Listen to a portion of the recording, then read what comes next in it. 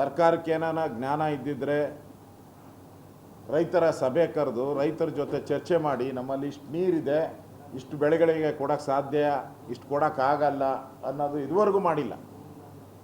ಆ ಚರ್ಚೆನೇ ಮಾಡಿಲ್ಲ. ಇಷ್ಟು ಆಘಾತಕಾರಿ ಪರಿಸ್ಥಿತಿಗೆ KRS, ಯಾಕಂದರೆ KRS ಅನ್ನು ನಂಬ್ಕೊಂಡು ಇಡೀ ಹಳೆ ಮೈಸೂರು, ಮಂಡ್ಯ, ಮೈಸೂರು, ಬೆಂಗಳೂರು ಗ್ರಾಮಾಂತರ, ಎಸ್ಪೆಷಲಿ ಬೆಂಗಳೂರು ಸಿಟಿ ಕುಡಿಯೋ ನೀರು ಇಷ್ಟನ್ನು ನಂಬ್ಕೊಂಡಿರೋಂಥ ಜನ.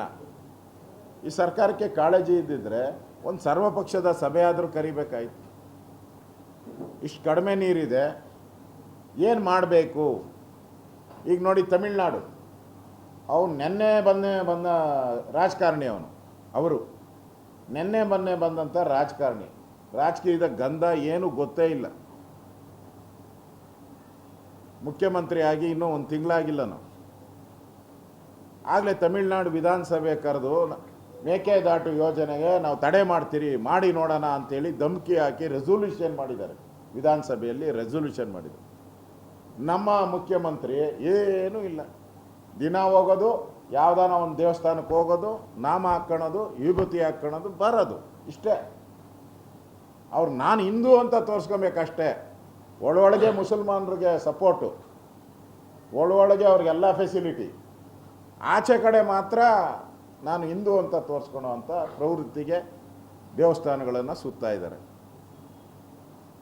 ಮಾಡಬೇಕಾಯ್ತಲ್ಲ ಕಾವೇರಿ ವಿಚಾರವಾಗಿ. ಅವರು ಅಧಿವೇಶನ ಕರೆದು ರೆಸೊಲ್ಯೂಷನ್ ಪಾಸ್ ಮಾಡ್ತಾರೆ ಅಂದರೆ ಎಷ್ಟು ಧೈರ್ಯ ಇರಬೇಕು ಅವ್ರಿಗೆ. ನಮ್ಮ ಮುಖ್ಯಮಂತ್ರಿಗೆ ಆ ಧೈರ್ಯ ಯಾಕಿಲ್ಲ ಅಂದರೆ ಅಲ್ಲಿ ಪಾರ್ಟ್ನರ್, ಅವರು ಅಲಯನ್ಸ್ ಪಾರ್ಟ್ನರ್ ಜೋಸಫ್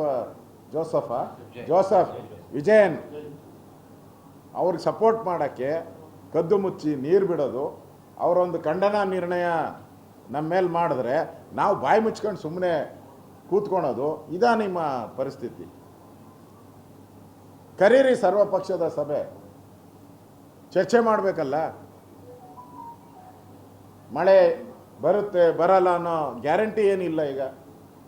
ಈಗಾಗಲೇ 50% ಮಳೆ ಬರಲ್ಲ ಅಂತ ಹವಾಮಾನ ತಜ್ಞರು ಹೇಳ್ತಾ ಇದ್ದಾರೆ. ಈಗ ಇಷ್ಟಾದರೂ ಜ್ಞಾನ ಇಲ್ಲ ಅಲ್ಲ ನಿಮಗೆ?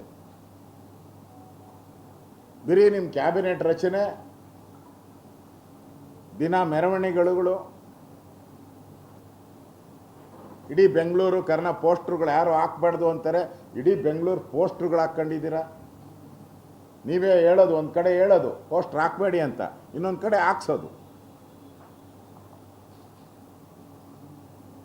ಆದ್ದರಿಂದ ಇದು ಗಂಭೀರ. KRS ಅನ್ನೋದು ಭಾಳ ನಮ್ಮ ಹಳೆ ಮೈಸೂರು ಭಾಗಕ್ಕೆ ಜೀವ ನದಿ. ಇದೊಂಥರ ಇಲ್ಲೇನಾದರೂ ಮೋಸ ಮಾಡಿದ್ರೆ ರಾಜ್ಯದ ಜನ ನಿಮಗೆ, ಕಾಂಗ್ರೆಸ್ ಪಾರ್ಟಿಗೆ ಉಳಿಗಾಲ ಇಲ್ಲೋ ಎಚ್ಚರಿಕೆಯನ್ನು ನಾನು ಕೊಡ್ತಾ ಇದ್ದೀನಿ.